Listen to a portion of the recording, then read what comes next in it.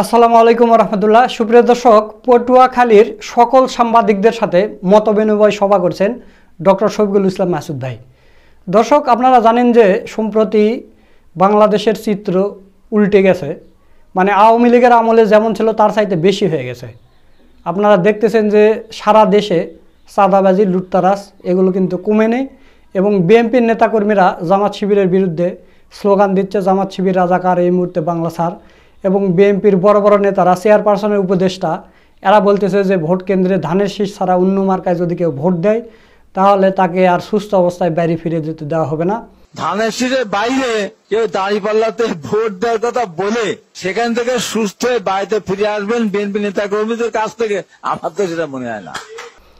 আবার বলতেছে যে যদি কেউ বলে যে নৌকার ধানের শীষ দুই সাপের একই বিষ, তাহলে তাকে কেটে, তার জিহ্বা কেটে কালো কুকুর দেখিয়ে দাও, যত মামলা টামলা হয় আমি দেখব, এরকম বলতেছে।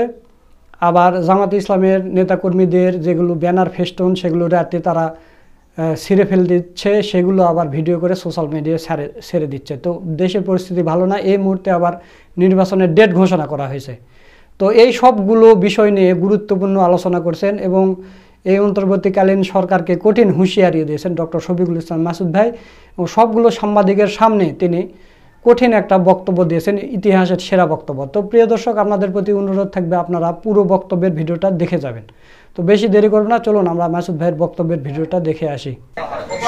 আজকে পটুয়াখালী জেলার সম্মানিত সাংবাদিক বৃন্দ, বিভিন্ন online print media, electronic media সহ আমার শ্রদ্ধাভাজন এবং সম্মানিত সাংবাদিক বৃন্দ, আপনারা আজকের আমাদের আমন্ত্রণে এখানে উপস্থিত হয়েছেন, সেই জন্য আপনাদের প্রতি অশেষ কৃতজ্ঞতা জ্ঞাপন করছি, ধন্যবাদ জানাচ্ছি, আন্তরিক মোবারকবাদ জানাচ্ছি। এবং আমরা খুব কম সময়ের মধ্যে আপনাদের কিছু কথা শুনবো, আমরা কিছু কথা বলবো এবং তারপরেই আজকে মূলত আপনাদের সাথে আমরা মিলিত হওয়া এবং একসাথে দুপুরের লাঞ্চ আমরা গ্রহণ করব, এটাই ছিল আমাদের মূল প্রোগ্রাম।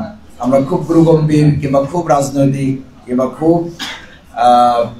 একেবারে গুরুত্বপূর্ণ কোনো বিষয় এখানে আলোচনা করব, ব্যাপারটি এরকম নয়। আজকে সবচেয়ে গুরুত্বপূর্ণ হচ্ছে আপনারা, এবং তার চেয়ে গুরুত্বপূর্ণ হচ্ছে আমরা দুপুরে একসাথে খাবো।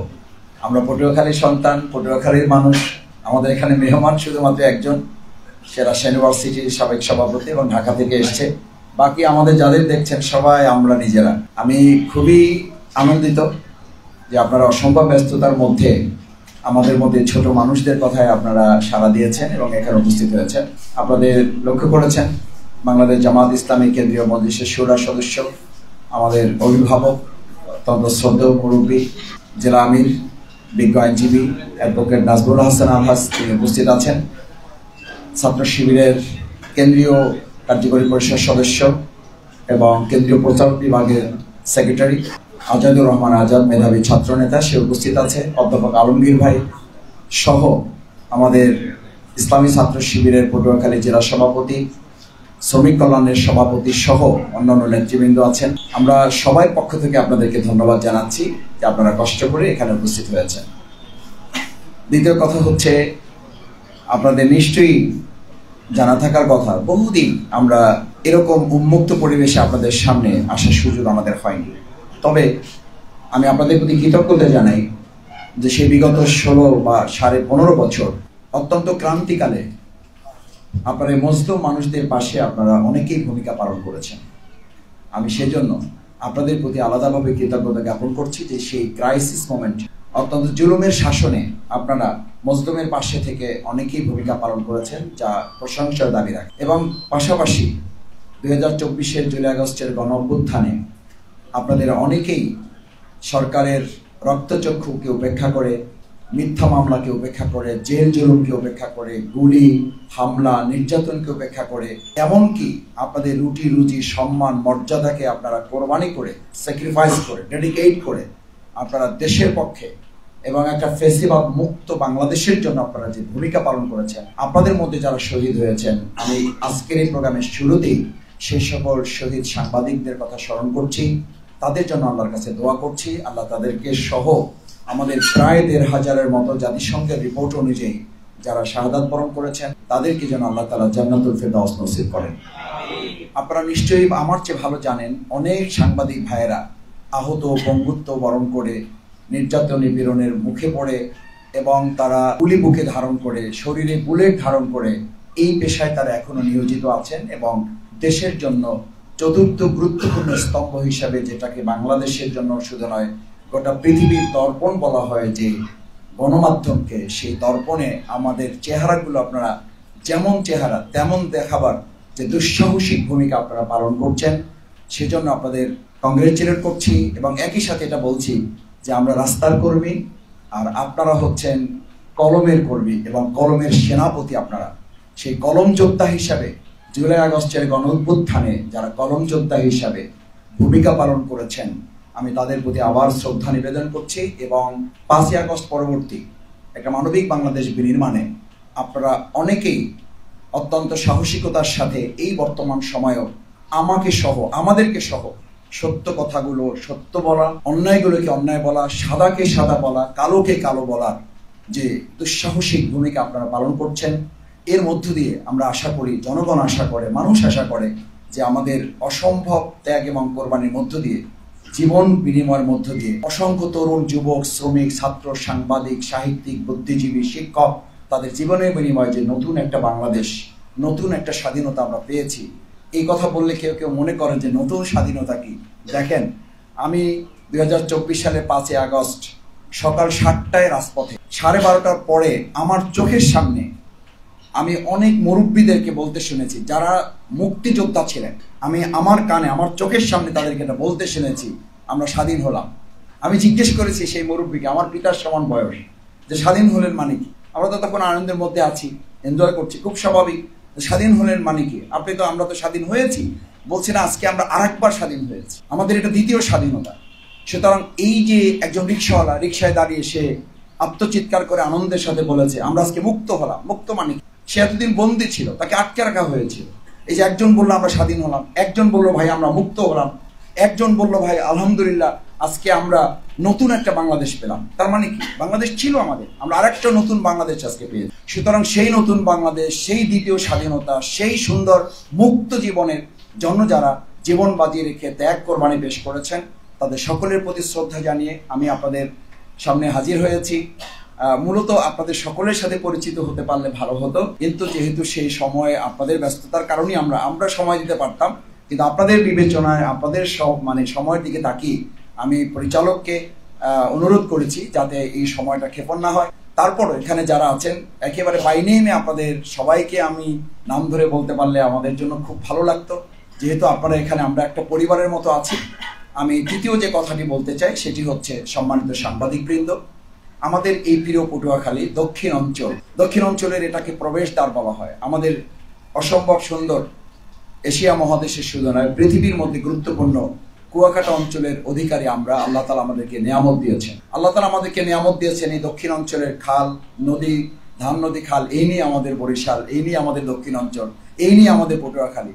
সেরকম একটা সুন্দর অবারিত আল্লাহর নিয়ামতের জায়গাটাকে আরো সমৃদ্ধ করা, এটাকে আরো সামনের দিকে গতিশীল করার, আধুনিক মডেল উন্নত করার কি কি প্রক্রিয়া করা যায়, কি করলে একজন সাধারণ পটুয়াখালী বাসী হিসাবে, একজন সাধারণ রাজনৈতিক কর্মী হিসাবে আমাদের কি করা উচিত, একদিকে আপনি পরামর্শ দিতে পারবেন, আপনার মূল্যবান কথা আপনি বলতে পারবেন।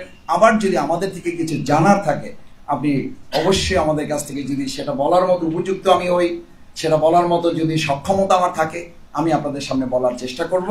আপনাদের পরামর্শ আমরা শুনবো, আপনাদের কথা আমরা শুনবো। মূলত প্রশ্নোত্তর পর্ব বা সাংবাদিক সম্মেলন হিসেবে আমরা এটা করিনি, আমরা করেছি এই নতুন স্বাধীনতা, এই নতুন বাংলাদেশ, এই নতুন মুক্ত পরিবেশটাকে আমরা একটা মানবিক বাংলাদেশে রূপান্তরিত করার, একটা সুন্দর বাংলাদেশ বিনির্মাণ করার। সামনে আমাদের এখন সবচেয়ে বড় প্রত্যাশা বিচার সম্পন্ন করা, সবচেয়ে বড় প্রত্যাশা সংস্কার করে একটা লেভেল প্লেইং ফিল্ড নিশ্চিত করে নির্বাচনের দিকে ধাবিত হওয়া। আমাদের এখানে এমন অনেকে আছেন যারা বহুদিন ভোট দিতে চাননি, পারেননি। আমি আপনাদেরকে কথা বলবো না, আপনারা সেই শ্রেণীর না। আমি এটা বলবো না যে আপনারা ভোট দিতে পারেন নাই, আপনারা ভোট দিতে চাননি এই জন্য যে আপনারা মনে করেছেন আমার ভোটের খুব দরকার আছে বলে আপনি মনে করেন নাই, সে কারণে আপনি ভোট দিতে যাননি। সেরকম ভাইয়েরা আমরা সবাই মিলে অপেক্ষমান আছি। আমি আমার এলাকার ভোট নাকি অনেকেই দিয়ে দিয়েছেন, আমার আমার মতো একজন সাধারণ নাগরিকের ভোট দেওয়ার কষ্ট তারা মেনে নিতে পারেন নাই। মাসুদ ভাই ভোট দেবে, এটা ভোট দেবে না, এটা হইতে পারে না। মাসুদ ভাইয়ের ভোট আমার পক্ষ থেকে তারা দিয়ে দিয়েছেন এবং আমাকে তারা জানিয়েছেন, আমার ফোনে মেসেজ দিয়েছেন, মাসুদ ভাই আপনাকে ধন্যবাদ যে আপনার ভোটটা দেওয়ার মতো দায়িত্ব আমরা পালন করেছি। কত বড় দুঃসাহস এবং কত বড় মানবিকের জায়গা থেকে পাশবিক একটা সমাজ বিনির্মাণ হলে এই মেসেজ দিয়ে একটা মানুষকে কষ্টের জায়গায় নিতে পারে যে ভাই আপনার ভোটটা আমরা দিয়ে আপনাকে কষ্ট থেকে মুক্ত। আমরা সেই কষ্টটা এবার করতে চাই যে আমার ভোট আমি দেবো, যাকে খুশি তাকে দেবো। এই কষ্টটুকু করার জন্য আমরা অধীর আগ্রহে অপেক্ষা করছি। আমরা অপেক্ষা করছি এরকম যে 10 মাস 10 দিন পরে আমরা আমাদের মায়ের গর্ভ থেকে পৃথিবীতে আসি। আমরা বলি যে এখন 10 মাস পার করে ফেলেছি, 15 বছর, এখন 10টা দিনের জন্য অপেক্ষা করছি কখন নির্বাচনের মতো একটা সুন্দর নবজাতকের বাংলাদেশ আমরা আমাদের হাতে পাবো। সেই নবজাতকের সুন্দর বাংলাদেশের জন্য একটা সুন্দর নির্বাচন, অবাধ, গ্রহণযোগ্য, সুষ্ঠু, নিরপেক্ষ এবং অংশগ্রহণমূলক একটা আনন্দ উৎসবের, যেটা আমাদের চিফ অ্যাডভাইজার মহোদয় প্রধান উপদেষ্টা বলেছেন যে এবার নির্বাচন হবে শুধু না, এবার নির্বাচনে ঈদের আনন্দ হবে। আমরা সেই ঈদের আনন্দের জন্য অপেক্ষা করছি। সেই সব ক্ষেত্রে আপনাদের পরামর্শ কি, এবং আমরা আপনাদের সাথে মিলে একজন রাজনৈতিক কর্মী হিসাবে, রাস্তার একজন কর্মী হিসাবে আপনারা কলম সৈনিকের যারা ভূমিকা পালন করেন, আমাদের জন্য আপনাদের কি উপদেশ আছে, কি পরামর্শ আছে, আপনারা এবং আমরা মিলে একটা সুন্দর সেই মানবিক বাংলাদেশ, বাসযোগ্য বাংলাদেশ করার জন্য কি করতে পারি, সেই কথা এখন আপনাদের কাছ থেকে শুনবো।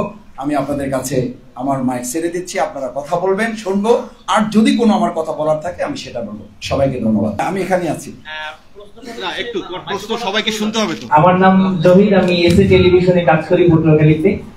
আমার প্রশ্ন হচ্ছে যে আপনি মানবিক বাংলাদেশের কথা বললেন, সুন্দর বাংলাদেশ, নতুন বাংলাদেশ, কিন্তু আমরা দেখতে পাচ্ছি যে আপনি আবার সাংবাদিকদের প্রশংসা করেন আন্দোলনের ক্ষেত্রে বা তাদের ভূমিকার ক্ষেত্রে, কিন্তু গত কয়েকদিন ধরে আমরা দেখতে পাচ্ছি যে সারা দেশে সাংবাদিকদের হত্যা এবং বিভিন্ন জায়গায় নানান ধরনের নির্যাতন বা করা হচ্ছে। সেক্ষেত্রে রাজনৈতিক দলের একজন কর্মী হিসেবে বা জামায়াত ইসলামীর কেন্দ্রীয় কর্মসূচির সদস্য হিসেবে আপনার দলের এই ঘটনাগুলোতে আসলে কি ধরনের ভূমিকা বা তাদের কি পদক্ষেপ বা তাদের কি চিন্তা ভাবনা? ধন্যবাদ আপনাকে এবং আপনার মাধ্যমে সবাইকে। আপনারা সবাই জানেন যে গাজীপুরে একজন সাংবাদিককে অত্যন্ত নির্মমভাবে তাকে হত্যা করা হয়েছে শুধু একটা অন্যায়কে প্রতিরোধ করার জন্য।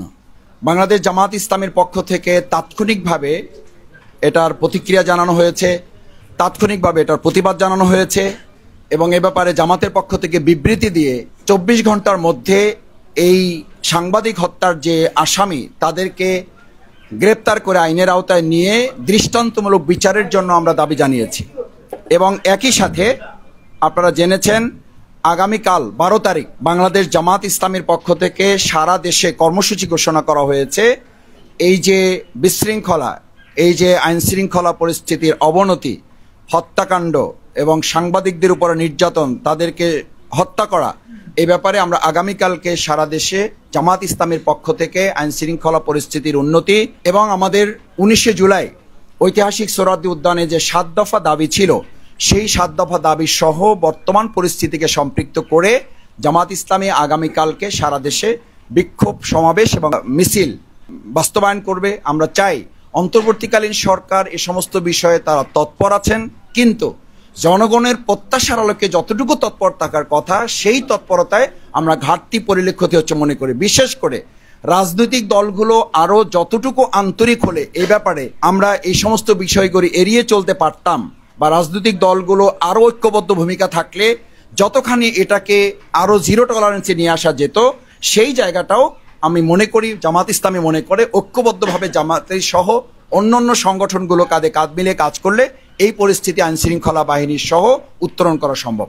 আসসালামু আলাইকুম, আমি মোস্তাফিজুর রহমান, আমি এজিএম বাংলা এবং জীবনপুরের জেলা প্রতিনিধি হিসেবে কাজ করছি। আমার একটা প্রশ্ন হলো, এর আগে দেখেছি আপনারা নির্বাচন নিয়ে আপনারা বলেছেন যে আগে সংস্কার হবে, পরে নির্বাচন হবে, কিন্তু সরকার যখনই সে নির্বাচনী ঘোষণা করলো তখন আপনারা কেন চুপ হয়ে গেলেন? এই একটা প্রশ্ন। আর দ্বিতীয় প্রশ্ন হলো, বাংলাদেশের সাংবাদিকরা আপনাদের যতটা প্রোগ্রাম হোক, যতটা অনুষ্ঠান হোক, আপনারা বিপদে পড়লে সাংবাদিকরা আপনাদের পাশে দাঁড়ায় এবং সাংবাদিকরা সেটা তুলে ধরার চেষ্টা করে। অথচ সাংবাদিকরা যখন গুম হয়, হত্যা হয়, তখন কোনো শুধু আপনারাই না, কোন রাজনৈতিক দলই তখন দেখি না এটা কোনো প্রতিবাদ করে। কেন এটা? জি, ভাইকে অনেক ধন্যবাদ। যেটা বলেছেন আমি তার সাথে সম্পূর্ণভাবে একমত, যে যিনি সাংবাদিক মৃত্যুবরণ করেন বা হত্যা করা হয় তিনি যেমন একজন মানুষ, রাজনীতিতে যিনি যাকে হত্যা করা হয়, সাধারণ একজন মানুষ যাকে হত্যা করা হয়, তারও পরিবার থাকে, তারও আত্মীয় স্বজন থাকে। খুব স্বাভাবিক যে সাংবাদিক যিনি, তিনি জাতির জাগ্রত বিবেক বলে আমরা তাকে বলি। সুতরাং তিনি তো দল এবং মতের ঊর্ধ্বে উঠে দেশের জন্য ভূমিকা পালন করেন। সেরকম একজন ব্যক্তিকে যখন হত্যা করা হয়, জামাত দলমত নির্বিশেষে কথা বলে যে একজন সাংবাদিকের উপরে আঘাত করা মানেই জাতির বিবেকের উপর আঘাত করা। একজন সাংবাদিককে হত্যা করা মানে একটা জাতির বিবেককে গলা টিপে হত্যা করা।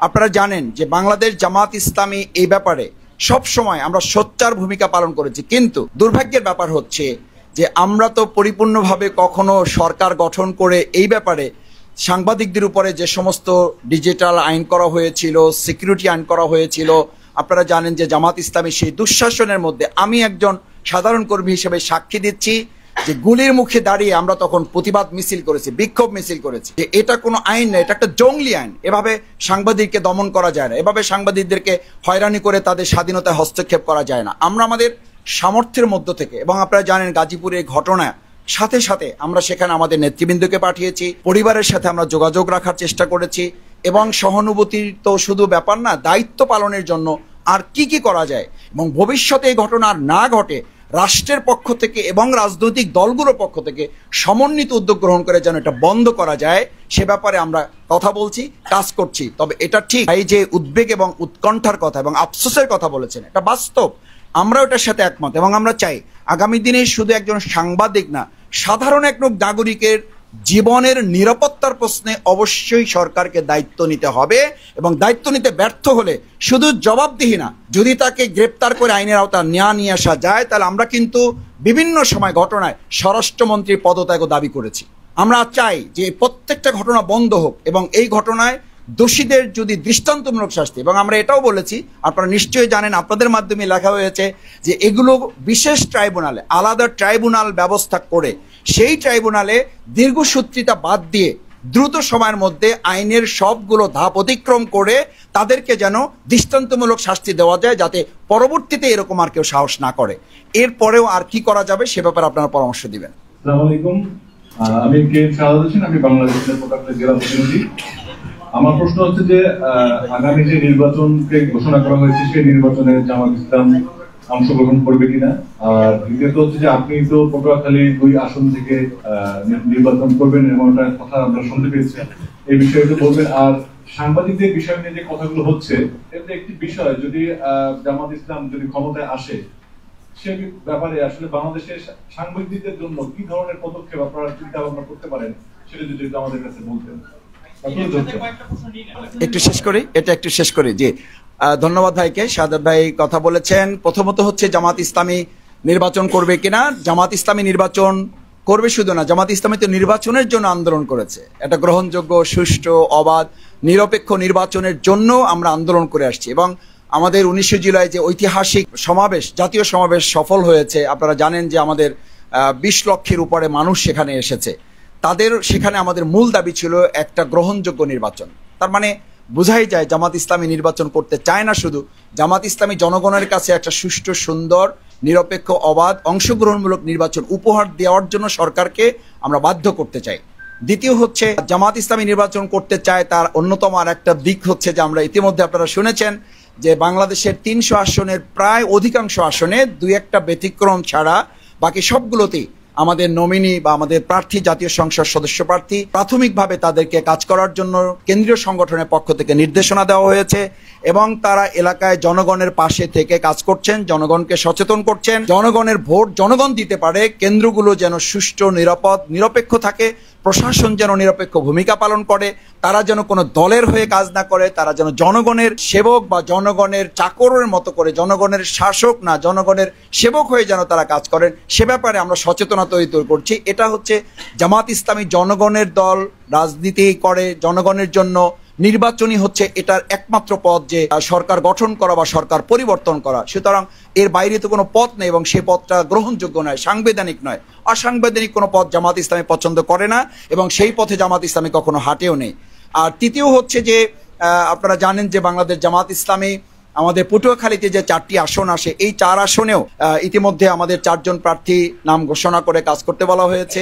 আমি তার মধ্যে একজন, আমাকেও আমার পটুয়াখালী সংসদীয় 2 আসন, বাউফল উপজেলা মিলে একটা আসন, সেখানে আমরা কাজ করছি, জনগণের পাশে দাঁড়াবার চেষ্টা করছি। আমি বিগত 17 বছর জুলুম নির্যাতন ছিল, মামলা ছিল, হামলা ছিল, রিমান্ড ছিল। আমি যখন সেই রিমান্ডে থাকা অবস্থায় প্রশাসনের 2-1 জন যারা আমাদেরকে পছন্দ করতেন, তাদের মাধ্যমে আমি আমার এলাকার ভাইদের সাথে যোগাযোগ রেখেছি, তাদের ঈদের সময় ঈদের সামগ্রী পৌঁছেছি, ঈদুল আজহায় তাদের কাছে পশু পাঠানোর চেষ্টা করেছি, জেলখানায় বসে আমি হসপিটালে বিল কমানোর জন্য কারারক্ষীদের মাধ্যমে স্লিপ দিয়ে আমি আমাদের ভাইদের পাশে থাকার চেষ্টা করেছি। সুতরাং জামাত ইসলামী এই চেষ্টাটুকু করছে। আর সবশেষ যেটা বলেছেন যে আমাদের সাংবাদিকদের জন্য জামাত ইসলামী সরকার গঠন করলে বা যদি জামাত ইসলামীকে জনগণ ক্ষমতায় নেয় তাহলে কি করবে, আমরা 4টা জিনিসের কথা সবসময় বলি। নাম্বার 1, সাংবাদিক হচ্ছেন বাংলাদেশের রাষ্ট্র গঠনের একটা গুরুত্বপূর্ণ স্তম্ভ।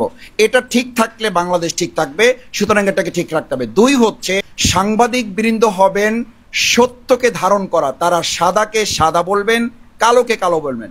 নাম্বার 3 হচ্ছে জামাত ইসলামী চায় যদি শফিকুল ইসলাম মাসুদ, অ্যাডভোকেট নাজমুল হাসানের কোনো ত্রুটি থাকে, সাহস নিয়ে, হিম্মত নিয়ে, বলিষ্ঠতা নিয়ে, কোনো কিছুকে পরোয়া না করে, সমস্ত রক্তচক্ষুকে উপেক্ষা করে আপনি আমার কথাটাও, আমার অন্যায়টাও আপনি তুলে ধরবেন। যখন আমার অন্যায়টা আপনি তুলে ধরতে পারবেন, তখন জামাত ভাববে যে আমরা একটা সুন্দর, মানবিক, কল্যাণমুখী, বৈষম্যহীন, ন্যায়ের, ইনসাফের, উই ওয়ান্ট জাস্টিসের যে স্লোগান আমাদের শিক্ষার্থীরা তুলেছিল, সে রাষ্ট্র আমরা বিনির্মাণ করতে পেরেছি। 4 হচ্ছে কোনো কারণে আমাদের দুনিয়াটা তো বিপদ মুসিবতের জায়গা, কোনো কারণে আমাদের সাংবাদিক বৃন্দ যদি কোনো বিপদ, কোনো দুঃখ, কোনো কষ্ট, কোনো ক্রাইসিস, কোনো ক্রান্তিকালের মুখে পড়েন, তাহলে শুধুমাত্র কোনো একটা সংগঠন না, রাষ্ট্রীয়ভাবে তার এবং তার পরিবারে যারা থাকবে তাদের দায়িত্ব কাঠামোগতভাবে গ্রহণ করার একটা পরিকল্পনা সাংবিধানিক সিস্টেমের মধ্যে ঢুকাতে হবে, যাতে কোনো সাংবাদিক এইটা মনে না করে যে আমি এই দুনিয়া থেকে চলে যাই। আমাদের তো সবাইকেই চলে যেতে হবে,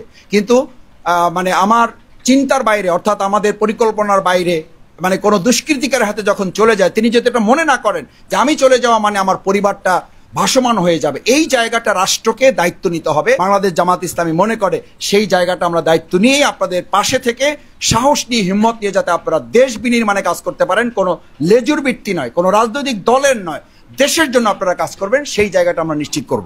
আসসালামু আলাইকুম, আমি বিলাল দাস,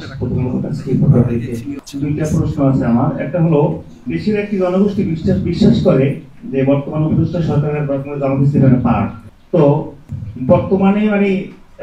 বর্তমানে যে অবস্থা, দেশের ডিভাইডে অপরাধ প্রবণতা বেড়েছে, এই অপরাধ প্রবণতা কোনো কারণে সরকার নিয়ন্ত্রণ আনতে পারে নাই, এই বিষয়টাকে আপনি কিভাবে দেখছেন? আর একটা বিষয় হলো, আওয়ামী লীগ সরকারের পতন হয়েছে 1 বছর, এই 1 বছরে দেশে কি পরিবর্তন হয়েছে এবং একজন নাগরিক হিসাবে আপনার মতামত কি, আপনি কি পেয়েছেন, এই যেটা জানতে চাই।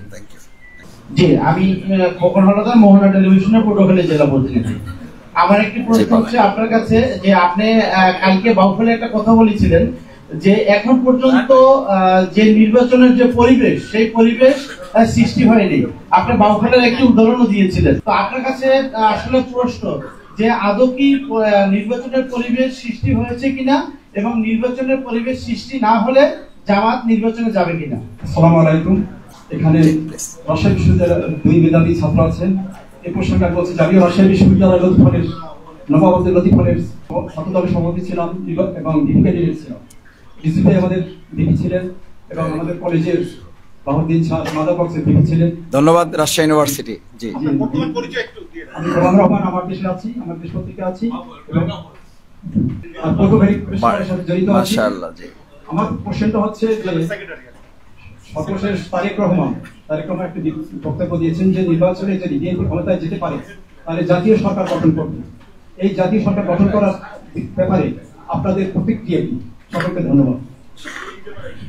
জি, আসসালামু আলাইকুম। আমার নাম হচ্ছে আব্দুল সালাম আরিফ, আমি স্টার নিউজে কাজ করি পটুয়াখালীতে, আর পটুয়াখালী জেলা প্রেস ক্লাবের সেক্রেটারি। একটা বিষয় হচ্ছে, আপনার আগামীকাল থেকে আপনাদের কর্মসূচির সূত্র ধরেই বলি যে যদি ফেব্রুয়ারিতে সংসদ নির্বাচন হয়, প্রায় 42,000-এরও অধিক ভোট কেন্দ্র, সেখানে এই পুলিশ, এই আনসার, এই সেনাবাহিনী তারাই দায়িত্ব পালন করবে। কিন্তু গত 1 বছরে দেশের আইন শৃঙ্খলা পরিস্থিতি ভয়াবহ অবনতি হয়েছে আমরা বলবো সাংবাদিকদের জায়গা থেকে, এবং এখনো রীতিমতন মব হচ্ছে, সেটা যে যার মতন স্বার্থে ব্যবহার করছে, সেটিকে ট্যাগিং বলেন, বুলিং বলেন, বিভিন্ন ভাবে এটাকে ব্যবহার করা হচ্ছে। আপনার কাছে কি মনে হচ্ছে যে এই পুলিশ, এই আইন শৃঙ্খলা বাহিনী, এই উপদেষ্টা পরিষদ, এই সেটআপই জাতীয় সংসদ নির্বাচনটা একেবারেই আপনারা যেভাবে চাচ্ছেন নবজাতক শিশুর মতন একেবারে পবিত্র হবে, একেবারে কালিমাবিহীন হবে, আদৌ সম্ভব কিনা? যদি সেটাই সম্ভব হয় তবে এখন কেন আইন শৃঙ্খলা পরিস্থিতি উন্নতি সম্ভব হচ্ছে না? ধন্যবাদ। আমার নাম হচ্ছে মাহমুদ হাসান রায়হান, আমি এনটিভি অনলাইন এবং জাগো-নিউজে কাজ করি। আসলে আমি জাতীয় বিষয় না, আমি বলতে চাচ্ছিলাম যে লোকাল আমাদের পটুয়াখালী সদর হাসপাতালে দীর্ঘ সময় একটা ডাক্তার সংকট নিয়ে চলছে।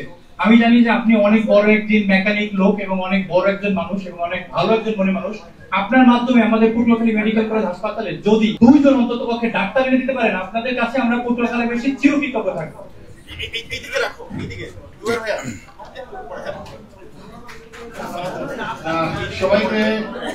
সবাইকে ধন্যবাদ। আমি মোহাম্মদ মনির হোসেন বাদল, সময় টিভির স্টাফ রিপোর্টার পটুয়াখালী। আসলে যেহেতু আপনি কথা বলছেন যে পটুয়াখালী যে আমাদের হসপিটালের সমস্যা আছে, তাছাড়া কিন্তু আমাদের আরেকটি বিশেষ সমস্যা আছে, আমাদের কিন্তু পটুয়াখালী জেলা এখন ধান নদী খাল নিয়ে কিন্তু না, এখন আমরা কিন্তু পর্যটন কেন্দ্র নিয়ে বলেছি আমাদের পর্যটন কেন্দ্র বলেছি। যেহেতু আসলে এই পর্যটন কেন্দ্রকে কিন্তু আমরা আসলে দিন দিন অবহেলিত অবস্থা ফেলে রাখছি, এটাকে নিয়ে আসলে কেউ কোনো কথা বলছে না। যেহেতু বাংলাদেশে একমাত্র পর্যটন কেন্দ্র কুয়াকাটা রয়েছে, যেটা অনেক বেশি সূর্যোদয় এবং সূর্যাস্ত দুটোই দেখা যায়, এটি নিয়ে আপনার কিছু বলা দরকার। আরেকটা বিষয় আমরা একটু বলতে চাচ্ছি, বগা ফেরি সহ পটুয়াখালী জেলার যে সড়কগুলো রয়েছে, সড়কগুলো এক অবহেলিত অবস্থা রয়েছে, কোন সড়কেরই কিন্তু দুর্দশা অবস্থা রয়েছে। বিশেষ করে ভাঙ্গা থেকে কুয়াকাটা পর্যন্ত 4 লেনের যেটা, এটি কিন্তু আমাদের খুব বাস্তবায়নের খুবই জরুরি দরকার। এই বিষয়ে যদি আপনি ঢাকায় যান, বিভিন্ন দপ্তরে যান, এই বিষয়ে আপনারা নজর দিলে আমাদের পটুয়াখালী বেশি উপকৃত হয়। ধন্যবাদ। ধন্যবাদ। জি, হ্যালো, আসসালামু আলাইকুম। আমি মোহাম্মদ কামরুজ্জামান হিলাল, দৈনিক সোনালী খবরের পটুয়াখালী থেকে। পিআর পদ্ধতির নির্বাচনের সুফল কুফল ও বর্তমান রাজনৈতিক অঙ্গনে সুবাতাস হয়েছে কিনা আপনার মধ্যে জানতে চাই। আমি কাজল, আমি এনডিবিতে কাজ করছি, আমি x president Patuakhali press club. ধন্যবাদ। আপনাকে স্বাগত জানাই পটুয়াখালীতে। থ্যাংক ইউ, আপনাকে ধন্যবাদ। আপনাকে আমাকে এইমাত্র আমাদের পটুয়াখালী প্রেস ক্লাবের আহ্বায়ক মোহাম্মদ জাকির হোসেন উনি ফোনে আপনাকে সালাম জানিয়েছেন, উনি বরিশালে আছেন। আমার সালাম বলবেন। ধন্যবাদ। আমার একটা ছোট্ট প্রশ্ন, এবং প্রশ্নটা ব্যতিক্রম। এখানে আমরা অনেকেই বলছি জামাত ইসলামের ভবিষ্যৎ ইলেকশন নিয়ে, ভবিষ্যৎ তার অবস্থানটা নিয়ে আমরা অনেকেই অনেক প্রশ্ন করেছি, কিন্তু আমার প্রশ্নটা একটু ভিন্নতর। সেটি হলো যে আমরা অলরেডি কোনো একটি দলের মিডিয়ায় দেখতে পাচ্ছি যে অমুকে প্রধানমন্ত্রী আগামী ভোট দিনের, আমরা তো জেনে গেছি। সেক্ষেত্রে নির্বাচন প্রক্রিয়াটা, নির্বাচন নিয়ে আনন্দ উৎসাহ উদ্দীপনা করার আর কোনো জো আছে কিনা, এটি আমার একটা প্রশ্ন। যেহেতু আমরা পেয়ে গেছি আগামী দিনের প্রধানমন্ত্রী অমুক। আরেকটি প্রশ্ন হলো, প্রশ্ন না, আরেকটি হলো আপনার জন্য পরামর্শ। সেটি হলো আপনি এত বড় মাপের মানুষ, এত বড় জায়গায় অবস্থান করছেন, তো সেক্ষেত্রে আপনার নির্বাচনী এলাকার মানুষ অত্যন্ত আপনার কাছের মানুষগুলো আপনাকে সময় মতো পায় না, নক করে, মোবাইলে কল করে, মেসেজ দেয়, আপনি রিসিভ করেন না। এই বিষয়টা আপনি দয়া করে ভবিষ্যতে আপনার ভালোর জন্য ক্ষমা চাচ্ছি, সবাইয়ের কাছে এই সুযোগে ক্ষমা চেয়ে নিচ্ছে এবং ভবিষ্যতের জন্য ক্ষমা চেয়ে নিলাম। আমার নাম মুফতি সালাউদ্দিন, আমি সমকাল টিভিতে কাজ করি এবং সাবেক সাধারণ সম্পাদক পটুয়াখালী প্রেস ক্লাব। পক্ষ থেকে আপনাকে শুভেচ্ছা জানাই। আমার প্রশ্ন হচ্ছে যে আপনারা 16 বছর আন্দোলন করেছেন ভোটের অধিকারে, এবং আজকে ভোট আসন্ন, কিন্তু সংস্কারবিহীন যদি ভোট হয় তাহলে সেই ভোট কতটুকু গ্রহণযোগ্য হবে, নাকি সেই 16 বছরে যে আমরা বিগত দিনে যে ভোট হচ্ছে সেই ধরনের ভোট হবে? এবং আপনারা জামায়াত ইসলাম দলীয় ভাবে সেই নির্বাচনে যাবেন কি? বিশেষ করে সংস্কার না হলে আজকে 5 বছরের জন্য যে নির্বাচন হবে সেই নির্বাচনে আপনারা গেলেন কোন রকম সংস্কার নেই, কিন্তু অরিজিনাল যে সংস্কারের জন্য আপনারা দাবি করেছে সেই সংস্কার যদি না হয়, আগামী 5 বছর পরে একই ধারায় নির্বাচন হবে, সেক্ষেত্রে জামায়াত ইসলামের কি ভূমিকা থাকবে? নাম্বার 1। নাম্বার 2 হচ্ছে যে একটি রাজনৈতিক দল সদ্য আত্মপ্রকাশ করেছেন, সেখানে বলা হয় যে এই রাজনৈতিক দল জামাতের একটি অংশ, যেটাকে বলা হয় জামাতের বি টিম হিসেবে, এলসিপি। আসলে এটা এই জিনিসটাকে আসলে আমাদের কাছে আমরাও দোয়াশার মধ্যে আছি আসলে কি এনসিপি জামাতের মিটিং নাকি এনসিপি আসলে নিজস্ব তাদের নিজস্ব চিন্তা তারা একটা রাজনৈতিক দল করছে এটা আসলে আমাদের কাছে একটু পরিষ্কার করে যেহেতু আপনি কেন্দ্রীয় আরেকটা বিষয় হচ্ছে যে কথাটা আমাদের সহকর্মী বলেছিল বাংলাদেশের এই 16 বছরে যে প্রশাসনিক যে কাঠামোগুলো গড়ে উঠছে সেই কাঠামো দিয়ে যে আপনি যে সংস্কারে যদি যান সেই সংস্কার আপনি নির্বাচন কতটুকু ফিল্ডে যারা থাকবেন ফিল্ডে থাকবেন প্রশাসনের লোকজন নিরপেক্ষতা সুষ্ঠু বজায় রাখার জন্য এই প্রশাসন যে আপনি নির্বাচনকে কতটুকু সুষ্ঠু সুন্দর এবং গ্রহণযোগ্য করতে পারবেন বলে আপনার বিশ্বাস বা আপনার আস্থা আছে। ধন্যবাদ। শেষ করে আপনারা তো সাংবাদিক ভাইরা আমাদের সর্বশেষ চেয়েছিলাম মুফতি সালাউদ্দিন ভাই এবং কিবরিয়া ভাই কথা বলবেন, তো সালাউদ্দিন ভাই কিন্তু বলে ফেলেছেন। কিবরিয়া ভাই বলার আগে আমরা বাম দিক থেকে যেহেতু এই দিকে অনেক এবং পিছনে যারা আছেন আমরা দুইজনের কাছ থেকে প্রশ্ন নিতে চাই। আচ্ছা আমরা তিনজনের কাছ থেকে নেই। প্রথমে মহিবুল্লাহ। জি আসসালামু আলাইকুম, আমার নাম মীর মহিবুল্লাহ, আমি আজকের পত্রিকায় পটুয়াখালীতে কাজ করি। আমার প্রশ্ন আপনার এলাকা নিয়েই, দুটি প্রশ্ন। এক হলো বগা সেতু নিয়ে, আমরা দেখেছি আপনারা দরজা করেছেন, উপদেষ্টা সচিব সব জায়গায় গিয়েছেন, তো আমরা জানতে চাই যে বগা সেতুর সর্বশেষ কি অবস্থা। আর একটা বিষয়, বগা সেতু নিয়ে একটি পক্ষ আপনার শুভাকাঙ্ক্ষী হয়তো তারা ফেসবুকে কাদা ছড়িয়ে করছে, দেখছি তারা ক্রেডিট নিয়ে একটি ভাগাভাগির জন্য ভালো ফেসবুকে কাদা ছড়িয়ে করছে, এই বিষয়টা একটু ক্লিয়ার করবেন। আর একটা বিষয় হচ্ছে যে যেহেতু বাউফলে রাজনীতি বা নির্বাচনের ক্ষেত্রে আমরা দুইটা দলই বলতে পারি, জামাত এবং বিএনপি। আমরা দেখছি যে বিএনপি 3টা গ্রুপ ওখানে সক্রিয় নির্বাচনের দেখে, এখন মনে হয় 4টি হয়েছে। সেক্ষেত্রে জামাতকে তারা কোনোভাবে কোণঠাসা করার চেষ্টা করছে কিনা, তারা গ্রুপিং এর বাইরেও তাদের গ্রুপিং তো আছেই, সেক্ষেত্রে জামাতকেও চাপাচাপির চেষ্টা তারা আছে কিনা এবং আপনাকে তারা প্রতিপক্ষ মনে করছে কিনা, এই বিষয়টা একটু। আসসালামু আলাইকুম, আমি মোহাম্মদ রায়হান, কাজ করছি ঢাকা পোস্ট এবং খবর পত্রিকাতে।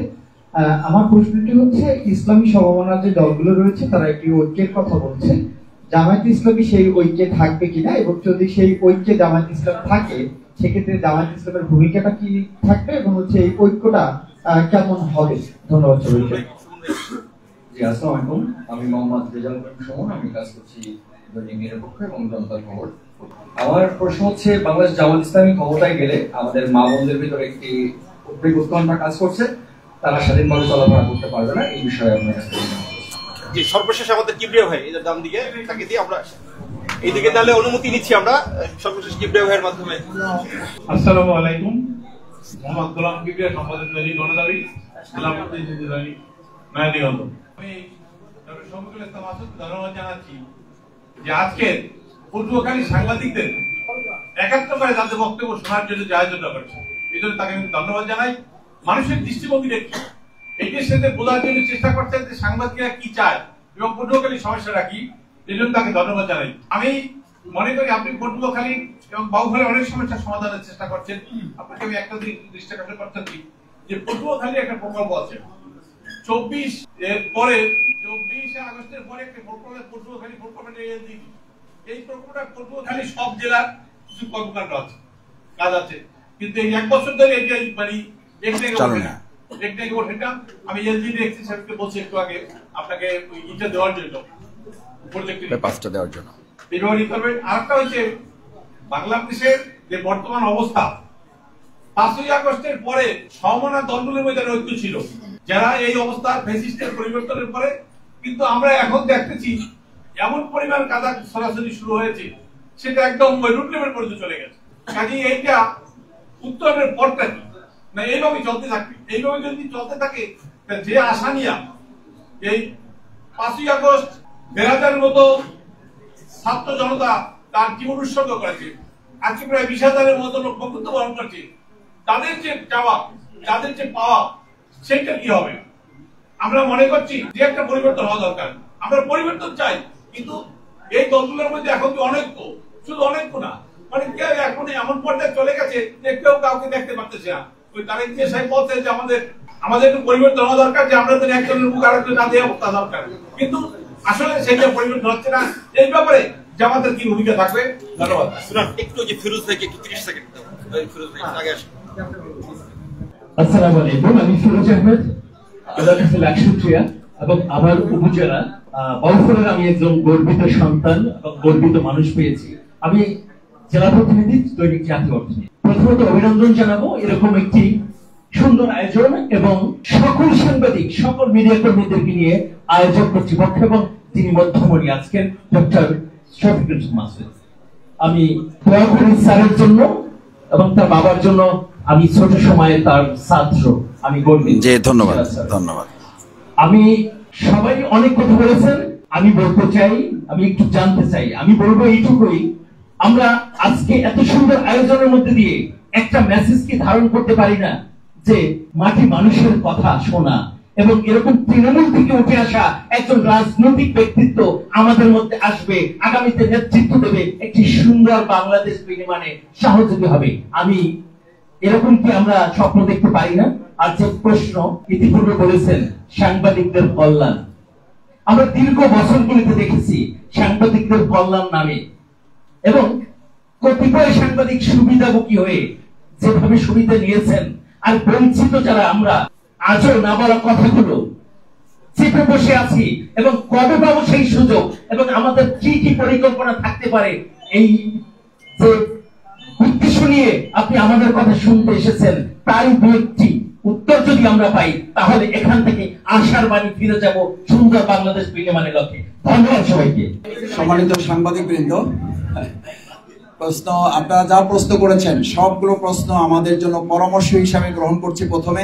দ্বিতীয়ত হচ্ছে ক্ষুধার রাজ্যে পৃথিবী খুবই গদ্যময়, অসম্ভব গদ্যময়। আমি খুব ভালো করে কথা বললেও এখন আপনাদের কে শুনতে চাইবেন আমি জানি না, সেজন্য আমি প্রশ্নগুলো একেবারেই সংক্ষেপে সবগুলো স্পর্শ করার চেষ্টা করব। আমাদের প্রথম আলোর ভাই যেটা বলেছেন যে জামাত ইসলামী বর্তমান অন্তর্বর্তীকালীন একটা পার্ট, অন্তর্বর্তীকালীন সরকার তো সবাই, তো সেই হিসাবে জামাত ইসলামী একটা দল তো পার্ট হওয়ারই তো কথা, বাস্তবিক তো তাই হওয়ার কথা। জামাত ইসলামী তো জনগণের প্রতিনিধিত্ব করে, অন্তর্বর্তীকালীন সরকার তো সকলের, এবং আমরা তাদের পার্ট হয়ে আমরা তো বলছি আপনারা যতক্ষণ সত্যের পথে থাকবেন, ভালোর পথে থাকবেন, ততক্ষণ আপনাদের পার্ট হয়ে আপনাদের অংশ হয়ে আমরা আমাদের সহযোগিতা করবো। আমিরে জামাত অসুস্থ থাকা অবস্থাতেও চিফ অ্যাডভাইজারকে মেসেজ কনভে করেছেন, চিফ অ্যাডভাইজার তার পক্ষ থেকে সেখানে প্রতিনিধি পাঠিয়েছেন, আপনারা জানেন। সেখানেও একই মেসেজ আমরা দিয়েছি যে আমরা আপনাদের সাথে আছি ততক্ষণ যতক্ষণ জনগণের সাথে আপনারা আছেন। সুতরাং জামাত ইসলামী তো এটা একটা পার্ট হবে, এটা তো কোনো ষড়যন্ত্রের ব্যাপার না বা এটা তো অন্যায্য কোনো ব্যাপার না। অপরাধ প্রবণতা তারা পুরোটা কমাতে পারেন নাই, তো আমাদেরকে বিবেচনা নিতে হবে বিগত 17 বছরের চেপে বসা যেই অপরাধ প্রবণতার একটা মানে রাজ্য আমাদের মধ্যে তৈরি হয়েছে। আপনি এটা তো একটা রোবটের মতো ব্যাপার না যে আপনি সুইচ টিপে দিলেন বন্ধ হয়ে গেল, এটা একটা প্রক্রিয়ার ব্যাপার। এবং সেই সন্ত্রাসীরা, আমরা বারবার বলছি, সেই ফ্যাসিস্টদের দোসরদের কতজন পালিয়েছে, তাদের এখন ভিডিও কল পাওয়া যায়, তাদের এখন জুম লিঙ্ক পাওয়া যাচ্ছে যে আমরা তো মাত্র কয়েকজন ইন্ডিয়াতে আছি। তবে একটা ভালো সংবাদ আপনাদের মাধ্যমে পেয়েছি আমরা যে তারা ভবিষ্যতে যেহেতু বাংলাদেশে আর কোনো অফিস খুলতে পারবে না, তাদের আসল দেশে নাকি তারা একটা অফিস খুলেছেন। আমি এটাকে ধন্যবাদ জানাই যে এখানে অফিস খোলার মধ্য দিয়ে বাংলাদেশে আর সামনে কোনো অফিস খোলার হয়তো চিন্তা তাদের নাই, বিধায় তারা পার্শ্ববর্তী রাষ্ট্রে একটা অফিস খুলেছে। তবে ওই রাষ্ট্রের কাছে আমাদের দাবি থাকবে যে আন্তর্জাতিক আইনে এটা কভার করে কিনা, যে পত্রিকায় দিয়ে বিবিসির মতো সাংবাদিকের কাছে এই কথা বলে, এর অর্থ হলো আমাদের এই পার্শ্ববর্তী দেশ এরকম সন্ত্রাসী গণহত্যাকারীকে আশ্রয় দিয়ে তারা আন্তর্জাতিক আইন লঙ্ঘন করেছে। দ্বিতীয় হচ্ছে অপরাধ প্রবণতার এই জায়গাটা বলছি যে এটার ক্ষেত্রে আমাদেরকে, আমি মনে করি যে চেষ্টার জায়গাটা আছে, সেটা সরকারকে আরো আন্তরিক হইতে হবে। তাদের যারা প্রশাসনের লোক আছে, এটা কিন্তু আমাদের বিবেচনায় নিতে হবে সাংবাদিক বৃন্দ, যে তাদের সেই দোসরদের নিয়োগ করা অধিকাংশ লোকেরাই কিন্তু এখন আছে। এই সরকার তো এখন পর্যন্ত কোনো নিয়োগে যেতে পারে নাই, বড় কোনো নিয়োগে যেতে পারে নাই, নির্বাচিত কোনো সরকার এখন আসে নাই, রাজনৈতিক সরকার আসে নাই, এবং সেই জায়গাটা এখন হয় নাই। সুতরাং সেইটুকু পর্যন্ত সময় আমাদের ঐক্যবদ্ধ থেকে ওই ফ্যাসিস্টদের দোসর যারা, তাদেরকে মোকাবেলা করে প্রশাসন অন্তর্বর্তীকালীন সরকারকে এগিয়ে নিতে আমার মধ্যে ভূমিকা পালন করতে হবে। পরিবর্তন কি হয়েছে? পরিবর্তন হয়েছে এই যে আমরা আপনাদের সবাই যেটা বলছে, সবাই মিলে আমরা কথা বলতে পারছি। বিগত 15 দিন তো এটা পারা যায় নাই। আপনারা কিছু সংখ্যক লোক এখানে আসতে পারতেন, বাকি সাংবাদিকের অনেকে আসতে পারতেন না। This is change. নাম্বার 2 হচ্ছে চেঞ্জ হচ্ছে এটা যে আমাদের সাংবাদিক ভাইদের শুধু মামলা দেওয়া হতো না, তাদেরকে বলা হতো কালকে আপনি এখানে থাকবেন থাকবেন না, লেখা না, বলা হতো থাকবেন থাকবেন না, এটা আমার সাথে আলাপ করে তারপরে থাকবেন। This is change. আমি তো মনে করি এটা আমাদের অনেক বড় প্রাপ্তি। আর একটা প্রাপ্তি যদি বলেন যে মাসুদ ভাই আপনার সবচেয়ে প্রাপ্তির একটা কথা বলেন, আমি বলি যে শেখ হাসিনা মুক্ত বাংলাদেশে একটা নিঃশ্বাস নিতে পারতেছে। This is enough, is enough আমার জন্য। কারণ কি জানেন, আমি জেলখানায় থাকতাম আর জেলখানায় থেকে আমাকে বলতে আমাদেরকে ভাবতে হতো আমার স্ত্রী কতক্ষণ পরই বোধহয় জেলখানায় চলে আসতেছে। আমি হয়তো শুনবো আমার সন্তানকে গুম করে নিয়ে যাওয়া হয়েছে। আমরা জেলখানায় থেকে আমাদের কথা ভাবতাম, আমরা ভাবতাম আমাদের পরিবারের কথা, আমরা ভাবতাম আপনাদের কথা, আমরা সহকর্মীদের কথা ভাবতাম যে যারা সত্যের পথে আছেন তাদের কি হচ্ছে। এই জায়গাটুকু থেকে আমরা বেরিয়ে আসতে পেরেছি। বাকিটুকুর জন্য আমি পরিবর্তন তো এটাও দেখি যে আমাদের যে গালাগালি শব্দটা বলবো না, বললেন না যে কাদা ছড়াছড়ি, তো গালাগালি যেমন হচ্ছে আমাদের গলাগলিও কিন্তু হচ্ছে, সেটাও কিন্তু আপনাদের হাইলাইট করা উচিত। এই জন্য আপনারা ঐক্যমত কমিশনে দেখেছেন যে চূড়ান্ত আর্গুমেন্ট হচ্ছে, ওর মাঝে কিন্তু আবার ৩-৪টা হাত এক জায়গায় হয়ে তারা হাস্যোজ্জ্বল ভাবে জাতির সামনে, বাংলাদেশের ইতিহাসে না পৃথিবীর ইতিহাসে বিরল বলতে হবে যে 30 থেকে 40টা দল প্রায় 2 মাস ব্যাপী এক ছাদের নিচে বসে তারা কথা বলতে পারছে, 2-1টা ব্যতিক্রম ছাড়া সেখান থেকে কেউ বের হন নাই। এটা বাংলাদেশের জন্য অনেক বড় অর্জন। এই পরিবর্তনটা বাংলাদেশের হিস্ট্রিকে চেঞ্জ করে দেবে এবং আগামী দিন আর একটা নতুন ইতিহাস এই যারা একত্রিত হয়েছে তারা তৈরি করতে পারবে। আমি এখন আশাবাদী, আমি হতাশ নই। এরপরে যেটা বলেছে লেভেল প্লেইং ফিল্ডের ব্যাপারে আমি একটা ভিডিও আপনাদেরকে একটু দেখাই। আমি গতকালকে বাউফলে আমাদের কিছু সাংবাদিক ভাইয়েরা আমার কাছে একটু ভাইয়েরা এসেছিলেন, দেখেন বাইরে কেউ দাঁড়িপাল্লাতে ভোট দেওয়ার কথা বলে সেখান থেকে সুস্থ হয়ে বাড়িতে ফিরে আসবেন বিএনপি নেতা কর্মীদের কাছ থেকে। আচ্ছা, আপনি একজন সাংবাদিক হিসাবে বলি, ওনাকে আপনারা চেনেন না এরকম কেউ ওখানে থাকার কথা না, এবং উনি রাজনৈতিক দলের কর্মী না, উনি রাজনৈতিক দলের কোনো সেক্রেটারি না, উনি রাজনৈতিক দলের অ্যাডভাইজার মানে যিনি দল চালান, দলের চেয়ারম্যান, অ্যাক্টিং চেয়ারম্যান, ওনাদেরকে যারা অ্যাডভাইস করেন তারাই তো অ্যাডভাইজার। এইটুকু তো বুঝি, আমি তো একেবারে খুব ভালো বোঝা কোনো মানুষ না। তো উনি যখন কথা বলেন তখন ওনার সামনে আবার যারা বসেন তখন ওনার এই কথা শুনে হাতে তালি দিচ্ছেন, এবং এই কথা বলার পরে এখন পর্যন্ত কিন্তু আমরা কেউকে দেখি নাই এই দল বা দলের পক্ষ থেকে কেউ বাইরে কেউ দাঁড়িপাল্লাতে ভোট দেওয়ার কথা বলে সেখান থেকে সুস্থ হয়ে বাড়িতে ফিরে আসবেন বিএনপি নেতা কর্মীদের কাছ থেকে। আমি দুঃখিত যে এটা দুবার শোনালাম, খুবই দুঃখিত, আমি আপনাদের সময় নষ্ট করেছি। কিন্তু এই যে আমাদের একজন সাংবাদিক শ্রদ্ধেয় তিনি বলেছেন যে আমাদের প্রধানমন্ত্রী তো ডিক্লেয়ার হয়েছে, আমি এই কথা আরো আগে প্রেস ক্লাবে বলেছি, আমাদের নির্বাচনের দরকার কি, কেউ তো ডেট দিয়ে দিচ্ছেন, ডেট দেন আমি ডেট দিয়ে দিব, আমি এই কথা বলেছি। এবার কেউ একজন বলেছেন যে আমাদের প্রধানমন্ত্রী, আমাদের প্রেসিডেন্ট, তারপরে উপপ্রধানমন্ত্রী পর্যন্ত ভাগ হয়ে গেছে। এবং অত্যন্ত দুর্ভাগ্যজনক একটা কথা বলি, যখন রাস্তায় আমরা একসাথে আন্দোলন করতাম, আন্দোলন কোথায় গিয়ে দাঁড়াইছে তার খবর নাই, স্টেজে মারামারি দেখেছে আমার চোখের সামনে, যে মন্ত্রণালয় ভাগাভাগি নিয়ে ওখানে মারামারি চলতেছে। This is scenario. আমি বলছি এটা নিশ্চয়ই আমি আপনার এই আপত্তি এবং আফসোসের সাথে, আপনার এই উদ্বেগ উৎকণ্ঠার সাথে আমি একমত, শুধু একমত, 100% একমত। এটা কি করে হয়? এবং আমরা তো কেউ ক্ষমতা নিয়েই নিয়েছি, আমরা বলে দিচ্ছি আমরা ক্ষমতায় গিয়ে কোনো সংস্কার রাখবো না, আমরা সব মুছে ফেলে দেবো। তাহলে আমি কি করে ওই দেশের, ওই দলের, ওই সরকারের প্রতি আস্থা রাখবো যে সরকারে গিয়ে সমস্ত সংস্কার জুলাই ঠিক রাখা হবে? আমি লেভেল প্লেইং ফিল্ডের কথা বাউফলে আমার ভাইকে বলেছি, আমার এক বয়োবৃদ্ধ কর্মী, বর্ষিয়ান কর্মী, কিন্তু কিছু কর্মী থাকে না পুরাতন কর্মী, ওনার দাড়ি অর্ধেক পেকে গেছে, প্রায় 50-এর উপরে, 55 বা 60-এর কাছাকাছি ওনার বয়স। উনি আমাদের 19 জুলাইয়ের প্রোগ্রামে কেন গিয়েছেন? উনি 5 তারিখের বিজয় মিছিলে বাউফলে জামাতের ব্যানারে কেন উনি মিছিলে অংশগ্রহণ করেছেন ওনাকে জিজ্ঞেস করা হয়েছে।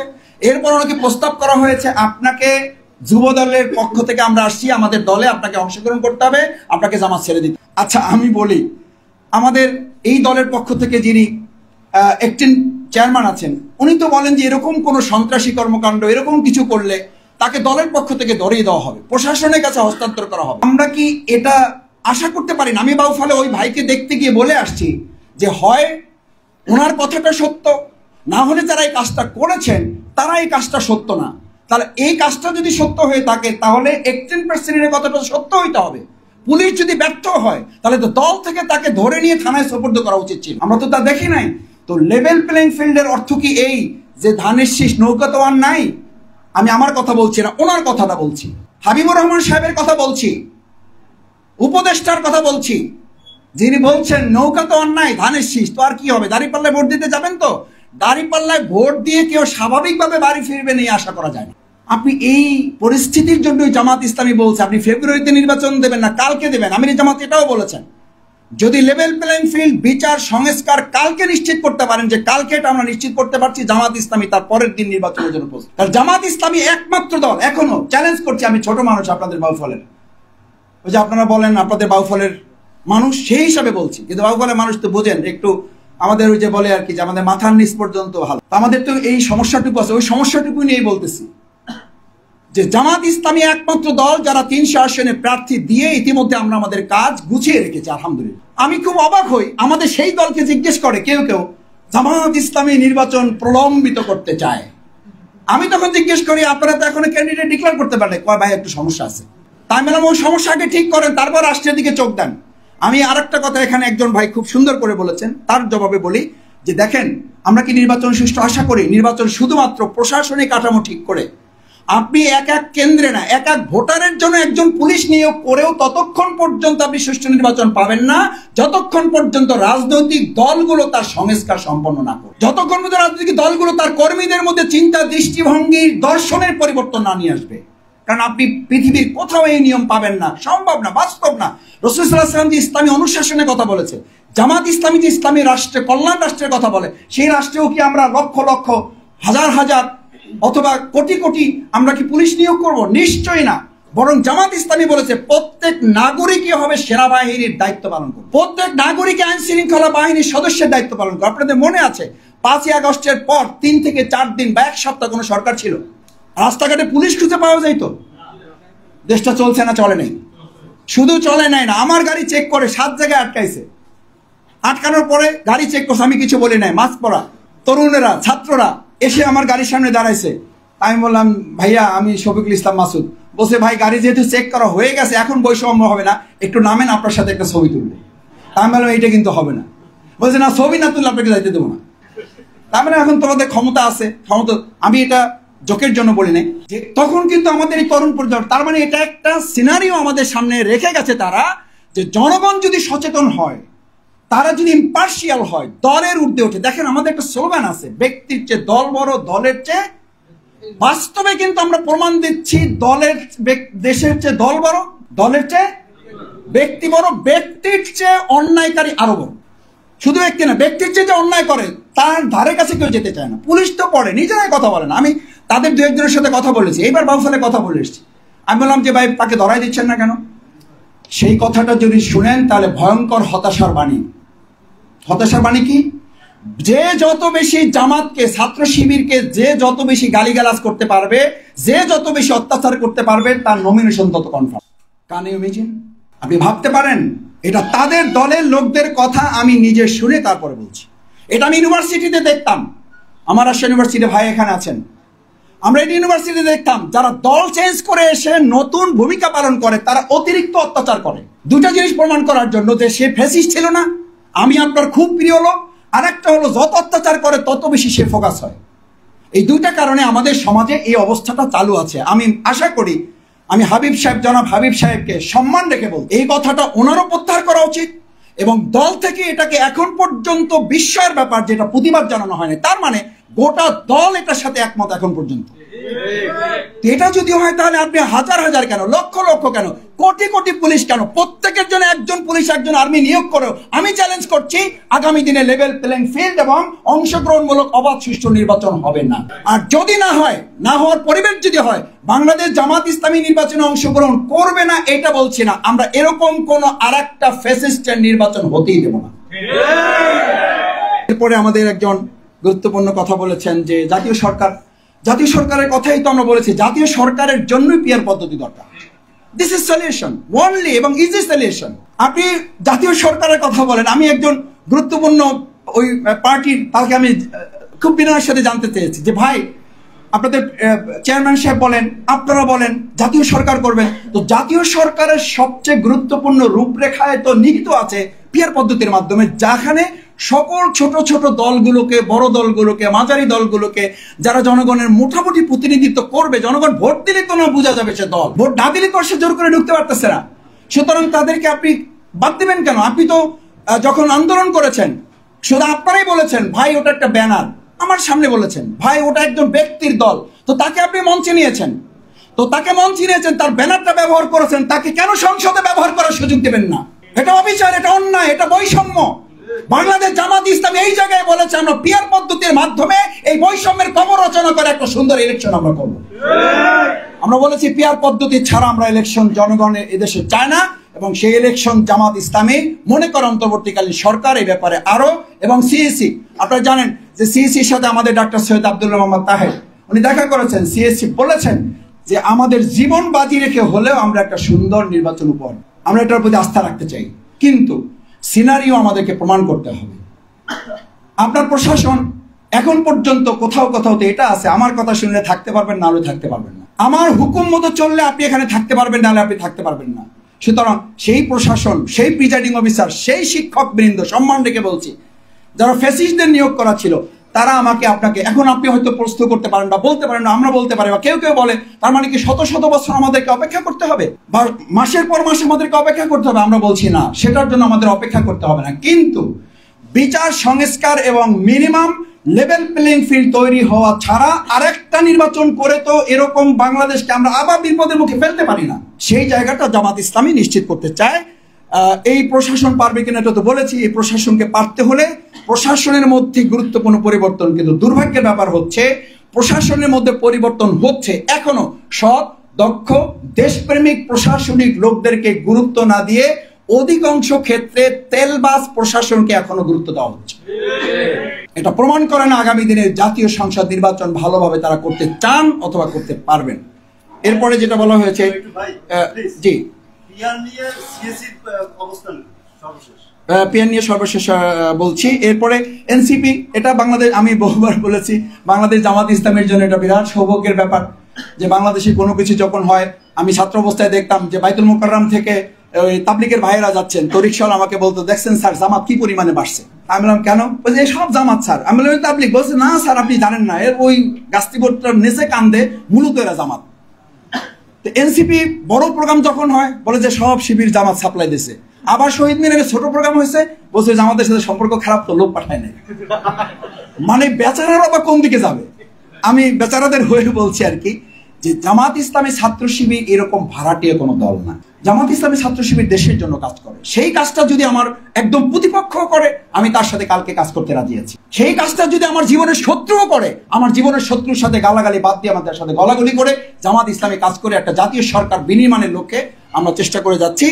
এরপরে আমাদের আরেকজন ভাই যেটা বলেছিলেন খুবই গুরুত্বপূর্ণ একটা প্রশ্ন, যে আমরা বগা সেতুর ব্যাপারে কাদা ছড়াছড়ির কোনো সুযোগ নাই। আমি যতবার গিয়েছি, যতবার যোগাযোগ উপদেষ্টার কাছে গিয়েছি, আমি প্রতিবারই বের হয়ে সাংবাদিক বৃন্দ আমাকে কোশ্চেন করেছে, আমি বলেছি এটা is not credit Shafiqul Islam Masud, it's absolutely credit হচ্ছে বাউফলবাসীর ক্রেডিট। বাউফলবাসী সচেতন হয়েছে, তারা এটাকে আওয়াজ তুলেছে। যারা আওয়াজ তুলে, আমি অনেক সময় ছাত্র জীবন থেকে বলে আসছি, এই বিল্ডিংটা যত গুরুত্বপূর্ণ, বিল্ডিং এর ফাউন্ডেশনটা তার চেয়ে গুরুত্বপূর্ণ। আপনি বিল্ডিং এর ফাউন্ডেশনটাকে অস্বীকার করে বিল্ডিং এর কৃতিত্ব নিতে পারেন না।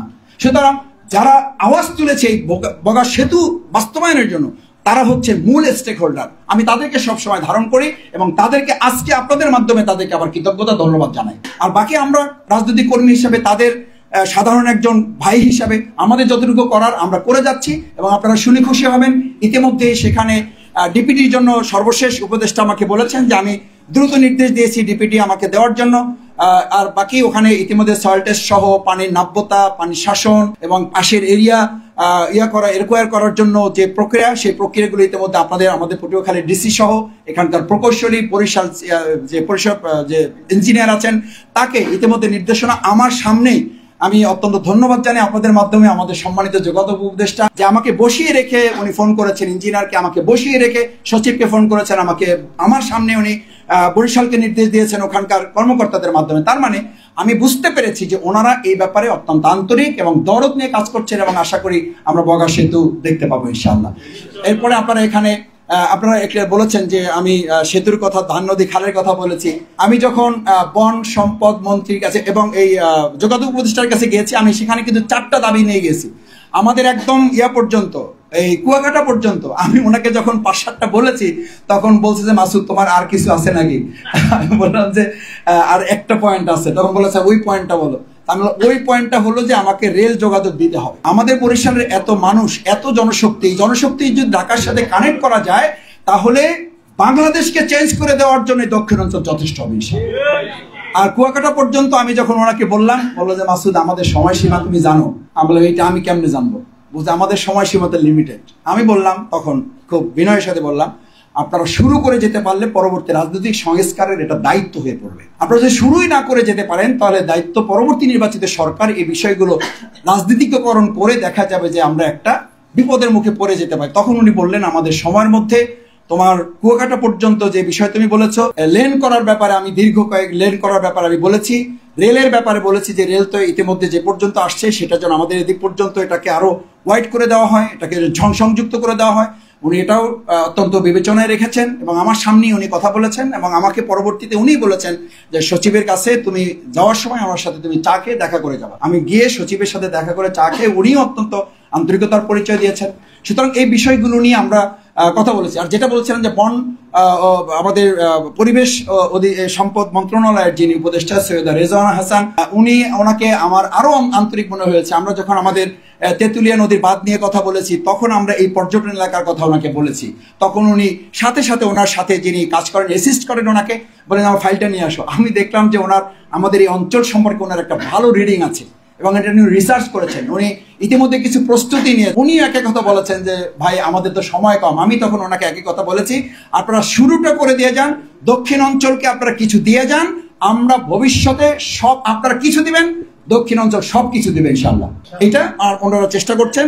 এরপরে যেটা সবশেষ আমি একটু যেতে চাই সেটা হচ্ছে যে এখানে বলেছেন আপনারা ইসলামী দলগুলোর ঐক্য, ইসলামী দলগুলো সেই ঐক্যে থাকবে কিনা এটার চেয়ে বড় কথা হচ্ছে ইসলামী দলগুলো ঐক্য করার ক্ষেত্রে বাংলাদেশ জামাত ইসলামী পায়োনিয়ার ভূমিকা পালন করছে। কারণ আমরা চাই শুধু ইসলামী দলগুলো না, আমি বলেছি সৎ দক্ষ যোগ্য দেশপ্রেমিক মানুষগুলোকে ঐক্যবদ্ধ করে আগামী দিনে জানে আর কোনো অসৎ নেতৃত্ব, আর কোনো জনগণের বিরোধী নেতৃত্ব, জনগণকে শোষণ করে, জনগণকে শাসন করে এরকম নেতৃত্ব না, জনগণের সেবক হবে এরকম নেতৃত্ব যেন নিয়ে আসা যায়, সেটার জন্য আমরা ইসলামী দলগুলো সহ অন্যদের সাথেও আমরা কথা বলছি, তারাও আমাদের সাথে কথা বলছে। এবং আমি আশা করি নির্বাচনের আরেকটু ম্যাচিউর হলে, ডেডলাইন আরেকটু কাছাকাছি আসলে এই ঐক্যের ব্যাপারটা আরেকটু ম্যাচিউর হবে। কারণ এটা আপনারা জানেন যে এটা একটা প্রক্রিয়ার ব্যাপার, এটা একটা প্রসেসের ব্যাপার এবং এটা নির্বাচনের ডেডলাইনের সাথে সম্পর্কিত একটা ব্যাপার। এটা দিন না ঘন্টায় ঘন্টায় এটা চেঞ্জ হবে। সুতরাং সেটার জন্য আমাদেরকে আরেকটু অপেক্ষা করতে হবে। সবশেষ এখানে যেটা আমাদেরকে বলেছিলেন যে আমাদের কাদা ছোড়াছুরি কবে বন্ধ হবে এবং পটুয়াখালী যে প্রকল্প আমাদের কিবরিয়া ভাই যেটা বলেছেন চালু নেই, আমি এই প্রকল্প চালুর ব্যাপারে আমি নোট নিয়ে গেলাম, আমি একটু কথা বলবো ইনশাল্লাহ। ভাই যেহেতু বলেছেন আশা করি আমার নলেজে আসবে এবং আমার পক্ষ থেকে আমি কথা বলবো। আর কাদা ছোড়াছুরির ব্যাপারে জাতীয় ঐক্য বিনির্মাণে আমার একটাই অনুরোধ থাকবে, সেটা হচ্ছে আমরা জাতীয় নেতা বা এই কর্মীরা জাতীয় নেতৃবৃন্দের পর্যায় থেকে তাদের কথা বলার ক্ষেত্রে সতর্ক হতে হবে, আমি সহ।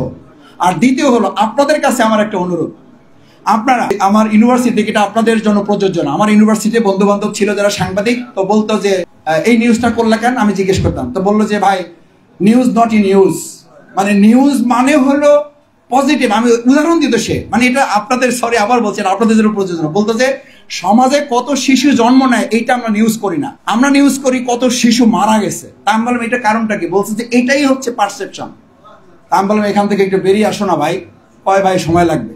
তা আমি আপনাদেরকে অনুরোধ করবো, আপনারা নিশ্চয়ই সেখান থেকে বেরিয়ে এসছেন, রাজনীতিবিদদের ঐক্যবদ্ধ রাখার জন্য আপনারা একটা প্রেসার গ্রুপ হিসাবে কাজ করেন। আপনারা ধরেন, আমাকে ধরেন, আমি আমাকে দিয়ে শুরু করছি এবং আমার শ্রদ্ধেয় মুরব্বী নাজমুল ভাইকে দিয়ে এখানে রেখে গেলাম, অধ্যাপক ইয়া ভাইকে রেখে গেলাম, আলাউদ্দিন ভাইকে রেখে গেলাম, আলমগীর ভাইকে রেখে গেলাম। আমাদেরকে ধরেন যে আপনি এই কথাটা বলার কারণে আজকে এই বিভেদ, এই অনৈক্য তৈরি হয়েছে, আপনি এটা কেন বললেন, এটা সাক্ষাৎকার নেন। এই জন্য আমি বলি যে আপনারা একটা প্রেসার গ্রুপ হিসেবে সাংবাদিক বন্ধুগণ যদি ভূমিকা পালন করেন তাহলে রাজনীতিবিদরা সোজা থাকতে বাধ্য হবে, তাদের সোজা রাখার ক্ষেত্রে আপনারা ভূমিকা পালন করবেন এবং আপনাদেরও আমরা জাতীয় এবং দায়িত্ববোধ নিয়ে আপনারা দেশপ্রেমের চিত্র নিয়ে কাজ করবেন, নিরপেক্ষতা নিয়ে আপনারা কাজ করবেন এবং আপনারা ইম্পার্শিয়ালিটি আপনাদের মধ্যে যেটা একটা বড় দায়িত্ববোধ সেটা আপনারা পালন করবেন, সেই প্রত্যাশা ব্যক্ত করে আমি আবার বলছি 3:30 বেজে গেছে, খাবারের সময়। আচ্ছা একটু সরি জি, আচ্ছা একটা যদি আপনার অনুমতি দিলে একটা লাস্ট, ও ডাক্তারদের জি জি প্লিজ। স্বাস্থ্য বিভাগের অবস্থা এতটাই খারাপ, এই স্বাস্থ্য বিভাগে যে একজন ডাক্তার থাকে সেও নিয়মিত আসেন না। তো এটা নিয়ে আমি কথা বলছিলাম ডক্টর লিজার সাথে, উনি আমাকে শোকাজ করার চিঠির কথা বলছিল, ওই পর্যন্তই শেষ। আরেকটা বিষয় হচ্ছে পটুয়াখালী যে বর্তমান সিভিল শাসক, তাকে নিয়ে আমি একটা নিউজ করেছিলাম। সেই সিভিল শাসনের নিউজে আপনি দেখবেন স্পষ্ট যে রাস্তায় ছাত্র জনতার বিরুদ্ধে মিছিল করেছে। তো এই বিষয়ে যদি আপনি একটু দিতেন। এবং আরেকটি বিষয়, এই নিউজটা করার পর আমাদের কথিত সাংবাদিক এবং আপনাদের ছাত্র প্রতিনিধি যারা সমন্বয়, তারা তার সাথে যে সুবিধা নেয়, তাদের চেম্বারে ঢুকে চা খায়, সামনে নিয়োগের সুবিধা দেবে, তাদেরকে জি জি জি অনেক ধন্যবাদ।